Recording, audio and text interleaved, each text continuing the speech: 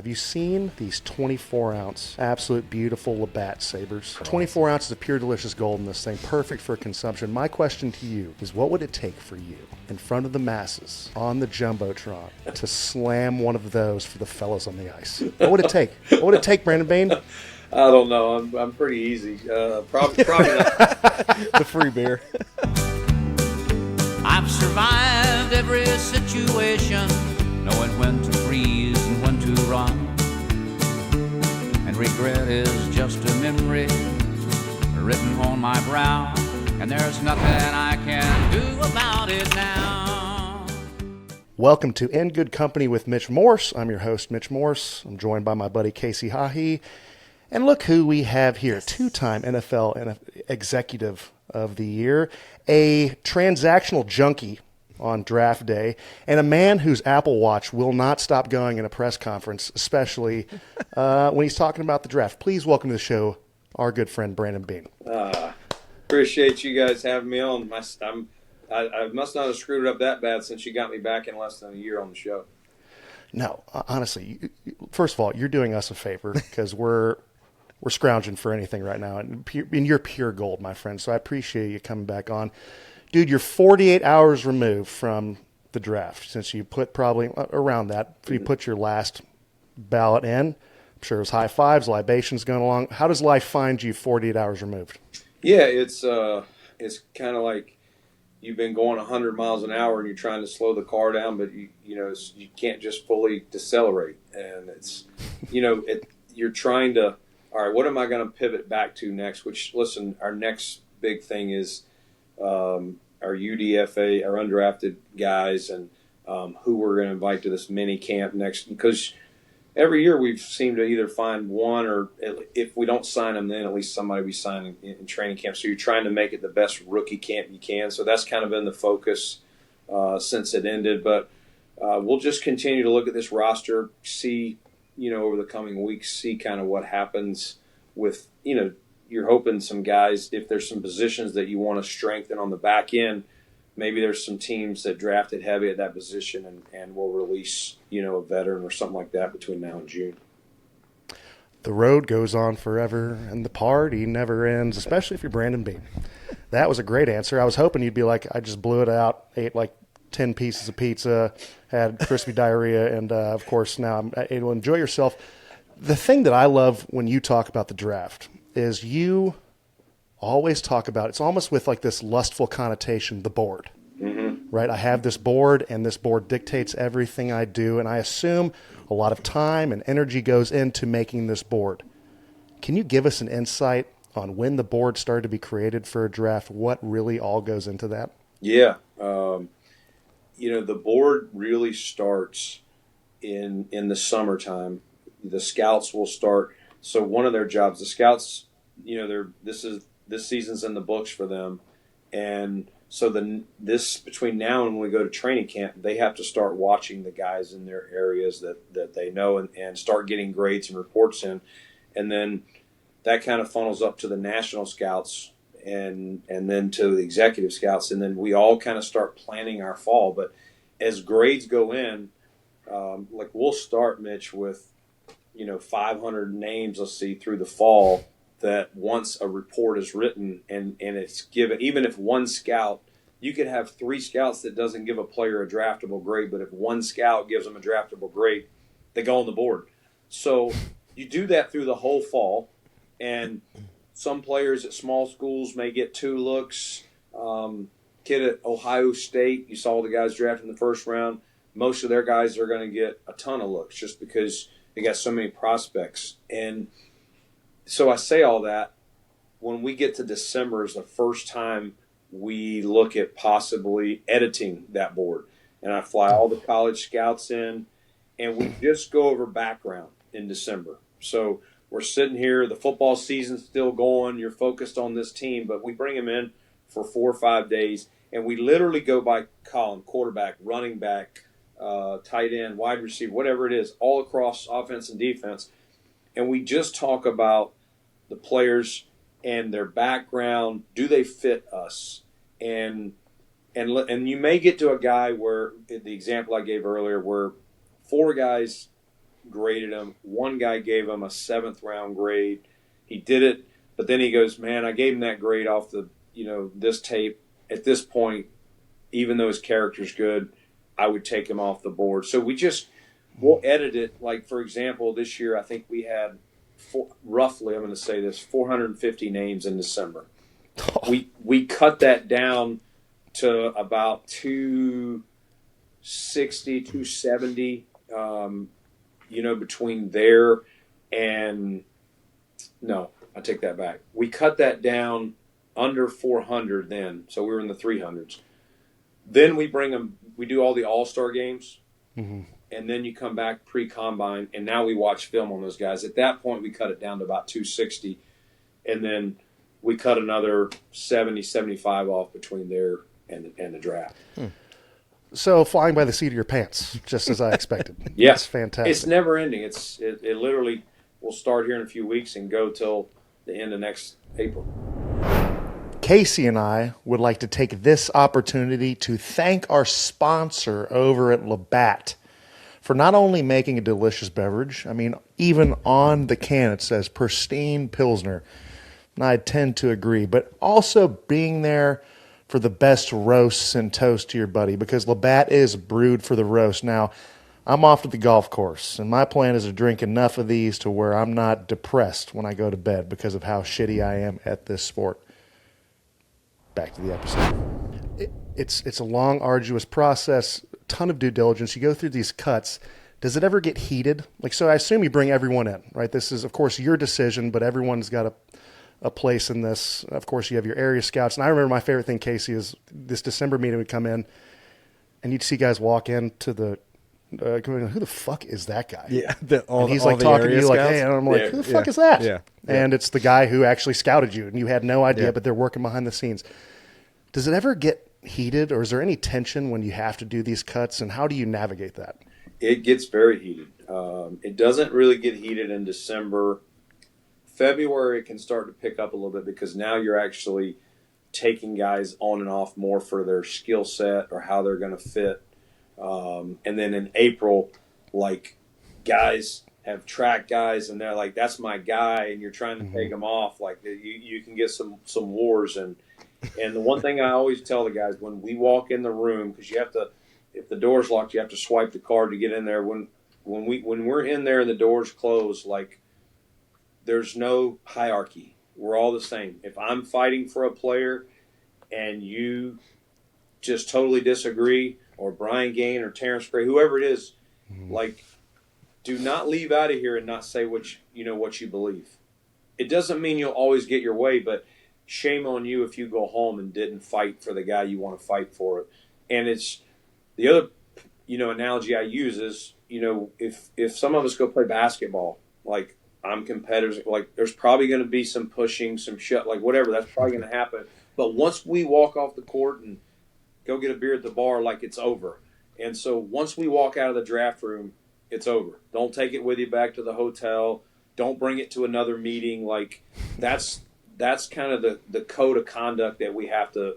But if we're not allowing people to get after me or go against me or go against one of the executive scouts, then we're never going to get our board, sized up the way we want. And that's why, Mitch, I truly try and spend all this time to get this board, because draft day brings its own, or draft days brings its own stresses and ups and downs, Totally, or whatever. And you got a room.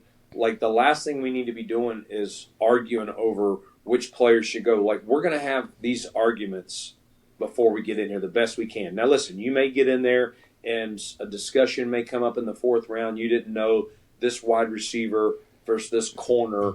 Like, that could come up a little bit. And if we see it heading that way, I may bring in a couple of the coaches and let's talk through it with the scouts there if we're kind of waffling which way to go, right, and hear them out. But I would say 95% of the arguments are done. The board's built, and now we're just going to listen to this board as to how we make moves, as you mentioned, to start this thing, transactions, trading up, trading back.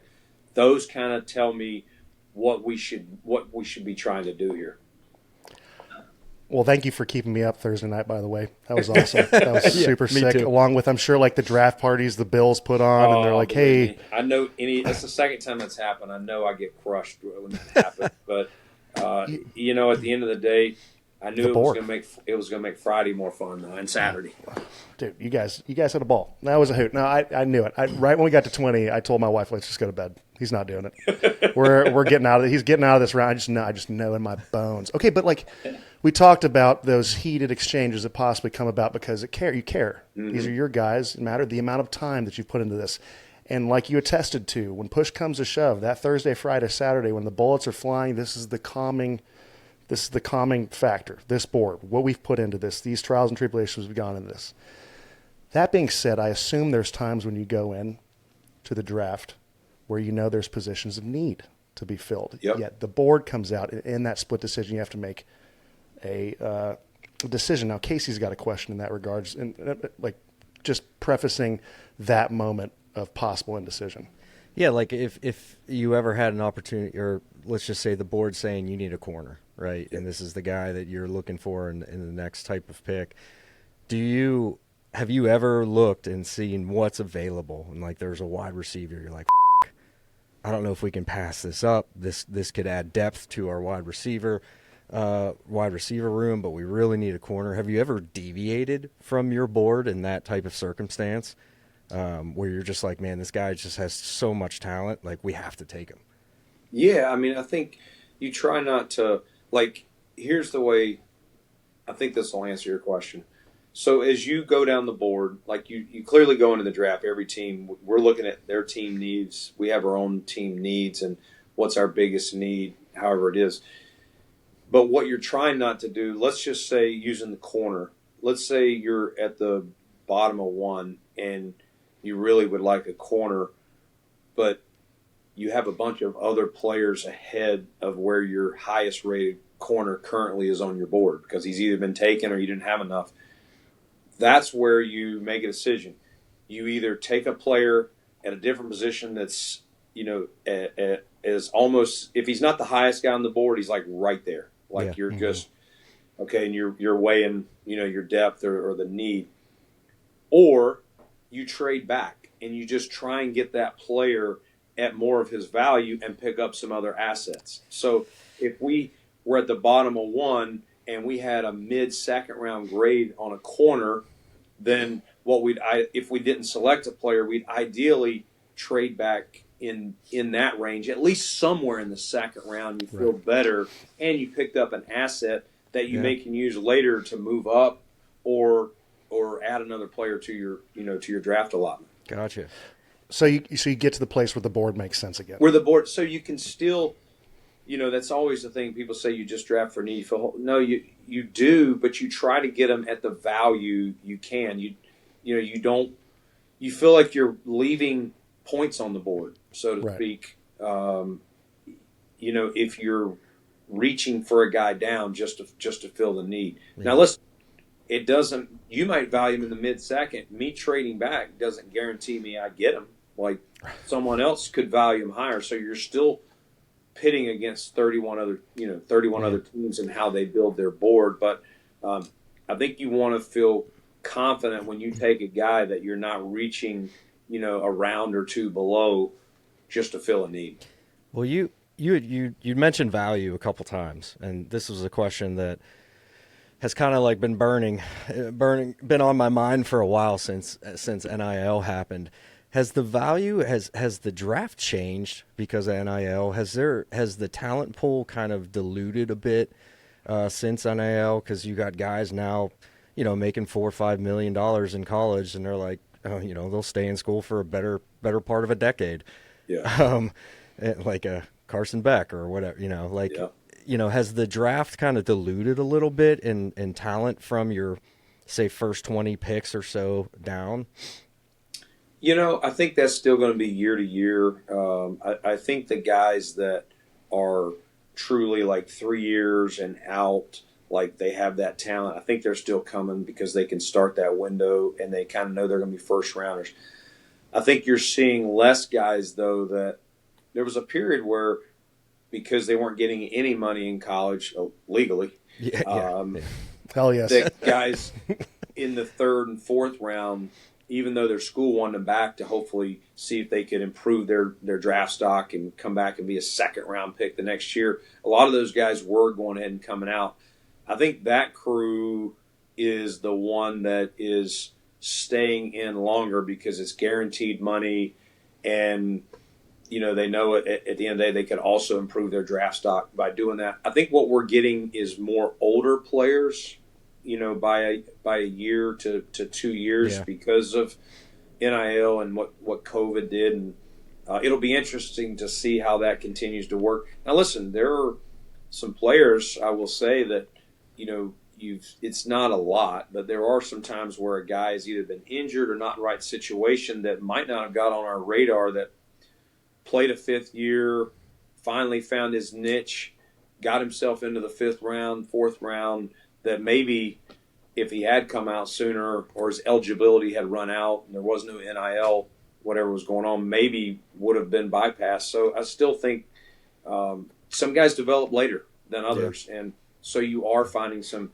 23, 24-year-olds that maybe you weren't as high on as a 21, 22-year-old. Just life's in a better place for them. They physically grew more, whatever could have happened.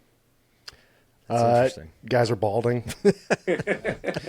I'll tell you what, 21 years old is when it started to fly. And that's also when I started wearing football. That's when you felt your first stage of starting to bald? No, my first stage was 16. Really?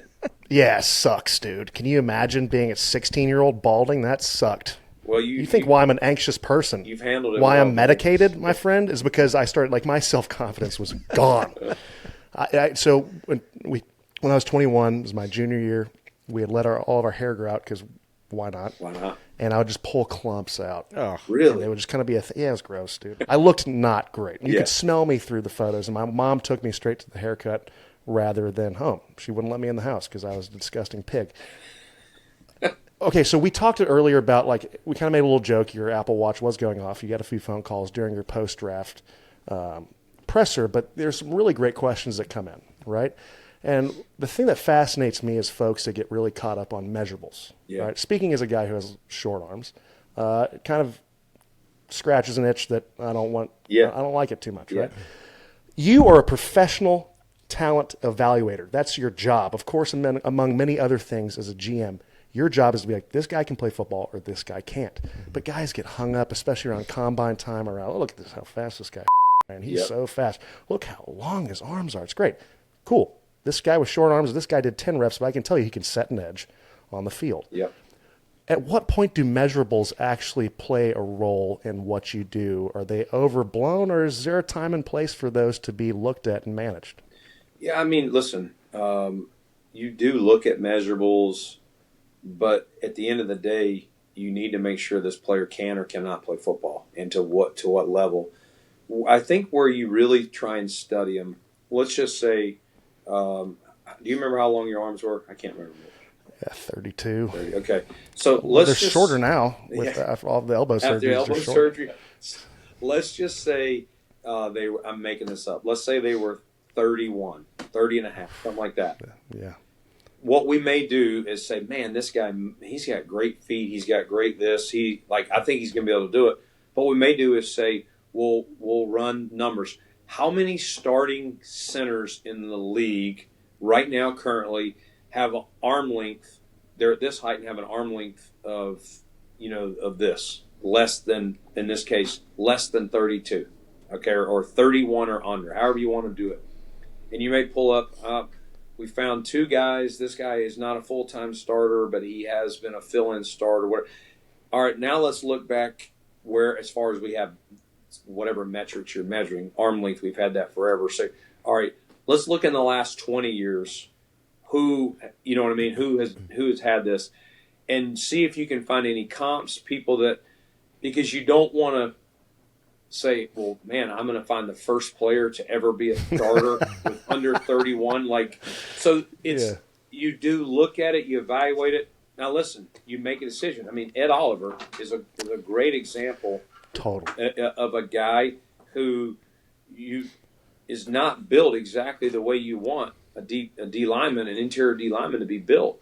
But Ed overcomes it by his motor, his explosiveness, his raw power, all the stuff Mitch had to block during all these years of training, even before we got him here. But those are the times where you say, all right, there's not a lot of people that will be able to play to a certain level like Ed has, but Ed has something to overcome that, and this is what it is, and you kind of talk it out and get there. But there are plenty of players that run fast, and they would be great in track and field, but they don't have football instincts. They don't understand the game, and they run 4.3, but they run 4.3.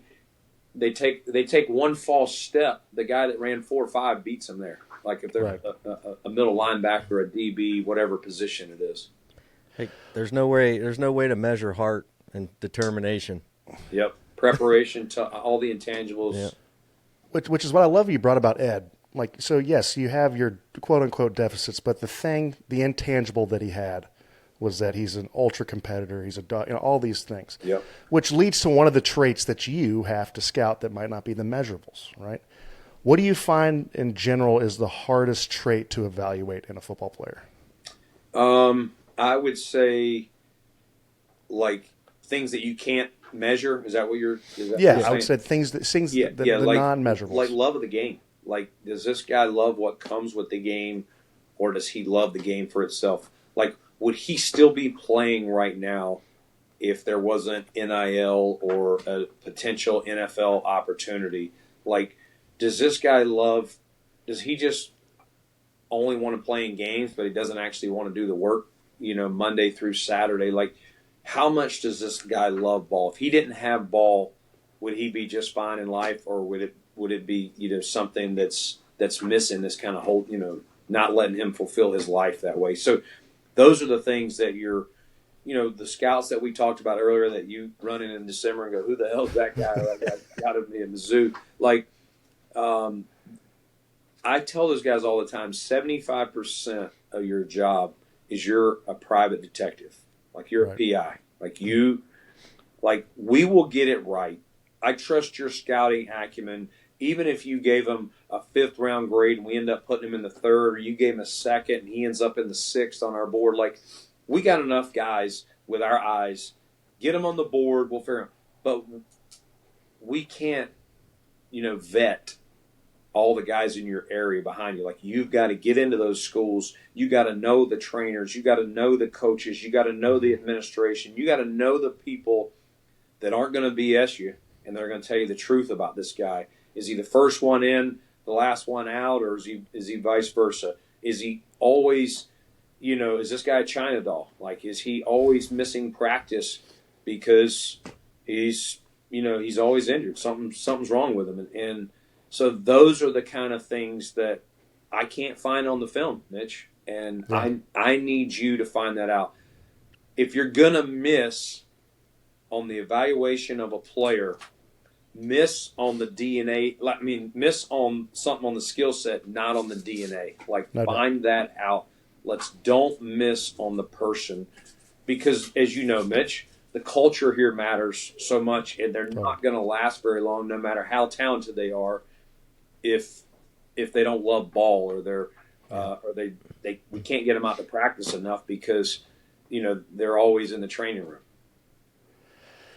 It's interesting you say that. I'd also assume that love for the game manifests in many different ways. It's not a one-size-fits-all, because everyone just kind of – your intrinsic motivation is different, all this stuff. But you kind of learn that through just doing this that long, that time on task. You've been doing this job in some capacity, Brandon Beane, for the better part of 20 years. Mm-hmm. All right, maybe even more than that. Yeah. I forget the exact number, right? Yeah.